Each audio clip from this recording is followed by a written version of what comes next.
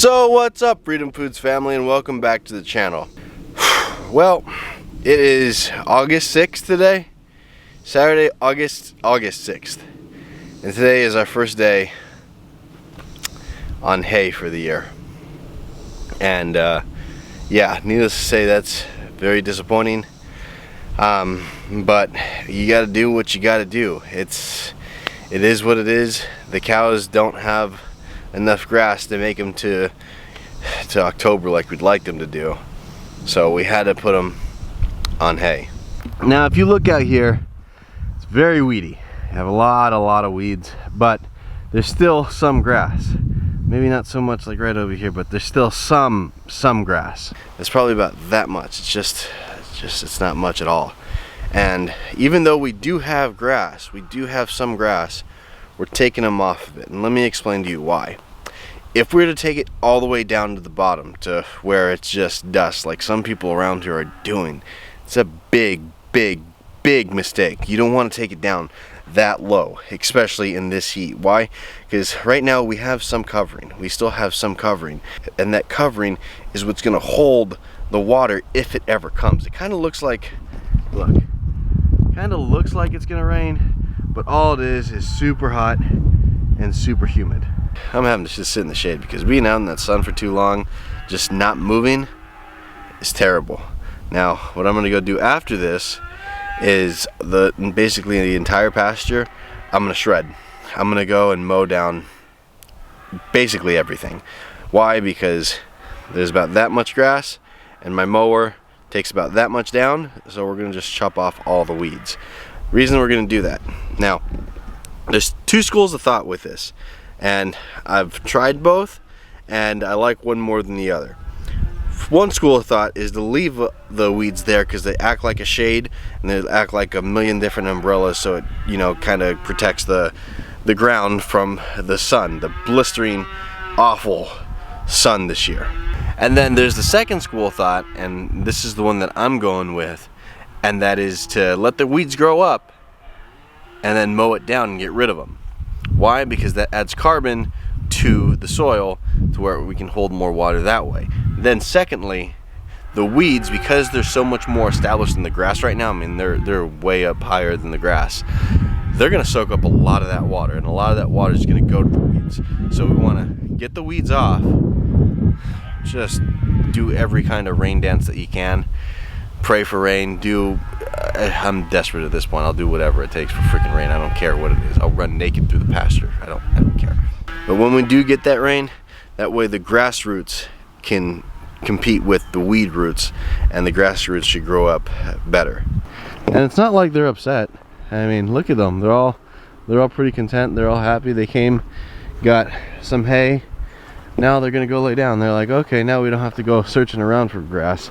It's being brought to us. So I'm the waiter. They're not gonna tip me, and they're all doing pretty good. Our steers across the street at my dad's place, they still have grass, so we're not having to feed them hay yet, which is a great thing. We will eventually they probably have another 2 weeks worth of grass before it gets down too low. So we'll keep them over there until they need to come back. But I want to show you something here. We're filling up water right now. This, you can see, this is just rock, okay? We're gonna look, and we're gonna do a little experiment that I've seen done before, where there's rock, where there's just powdered dirt right here, and where there's some covering, okay? We're just gonna come take the hose. We're not gonna do it in exact science, but we can just, look, watch. We're gonna spray the rock, 1, 2, 3, 4, 5. We're gonna spray the dirt, 1, 2, 3, 4, 5. And then we'll spray right here, 1, 2, 3, 4, 5. And what I want to show you, and the point I want to make here, is which one dries out quicker. And this is why you don't want to take your pastures all the way down to basically nothing. You want to pull them off beforehand. Now, this rock here, I can tell you how this is going to go. We're going to come back in maybe half an hour, 20 minutes, when this is done filling up. And we're going to look at these 3 spots, okay? Covering, just dust, rock. Which one do you think is going to hold more moisture? Out of those 3, which one will hold moisture the best. Now done like this, it's a pretty obvious answer, and we'll come back and see it, so hopefully you're right. Hopefully, you know, common sense takes hold and you're right.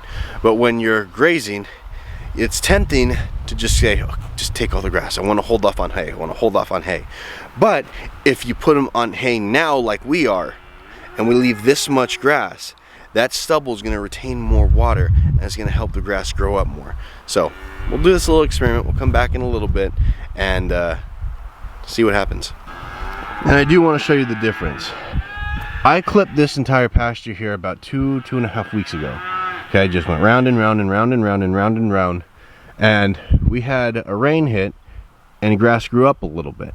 That same rain hit over on the other side where I didn't mow, and the grass didn't grow up as much. We were actually able to graze that one last time before it just gets too low, and the grass grew up better where the weeds were gone.